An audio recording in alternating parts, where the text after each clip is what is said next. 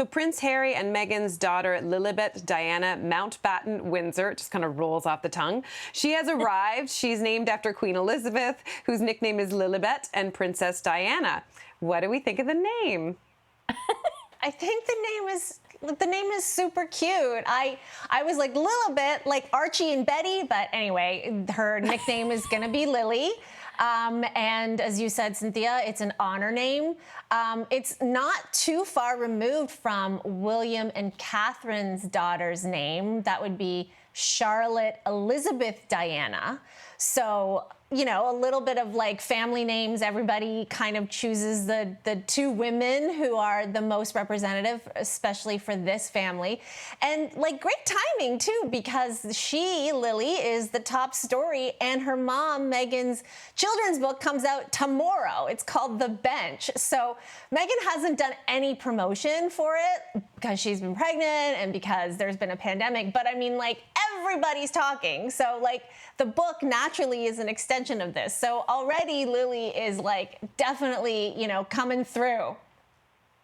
Can I say the obvious, which is, because I too was like, oh, this is really similar to Charlotte's name. Oh, I wonder what Will and Kate think. Okay. But I was like rooting for Doris, Meghan's mom, to get in there somehow, some way. And I was like, oh, she can have like 8 or 9 names if they wanted. So I was like, okay, well, that's fine. I'm going to just leave that where it is for now. Maria agrees with you on Facebook. Sorry, I just wanted to, because she's to go on that. It's Maria on Facebook said Lilibet Doria, I think is her name. Diana would have been a more fitting tribute to both families. So she totally agrees with you, Mel.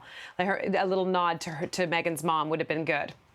Yeah, it would have been good. I mean, listen, Meghan and Harry, they're like feminists to the end, which I love. I do also think that having a daughter now will even lend more credibility to their fight because from personal experience, I've always been a feminist and fighting for girl power. And then when I had a daughter, it was like, whoa, this is way harder than just talking about raising a daughter or talking about being a feminist. You have to actually put it into practice. So I actually think for what they're trying to accomplish, which is very noble, this will only add to that. They're going to hit some walls, probably, as all parents do when you're like, oh, haha, this is what parenting is.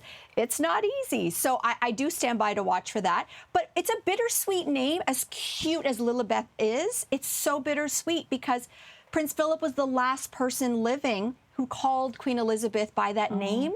And in fact, the little note, it wasn't little, the note that Queen Elizabeth left on his coffin the day that he was buried was from Lilibet. And so it's kind of tugging at the heartstrings a little because it kind of looks past the life of the current living monarchs.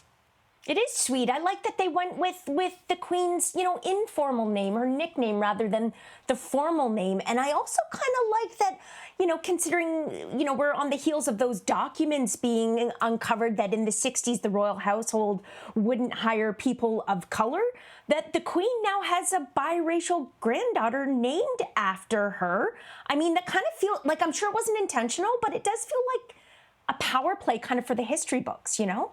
I love that. I love that, Jess. That is, you know, and Meghan and Harry have been making their moves, right? Since they exited the royal family. You've seen in the last year, like the life that they have built for themselves, despite a lot of pushback, not only from internally inside the family, but like the British media, and they have tried to stand tall and, you know, stay strong against what is overt racism. When you're talking about a biracial child carrying on this name, it is important. Just look at some of the reaction. I'm going to show you a tweet that is so gross, but this is coming from a journalist who writes for a major newspaper. Check out what she wrote.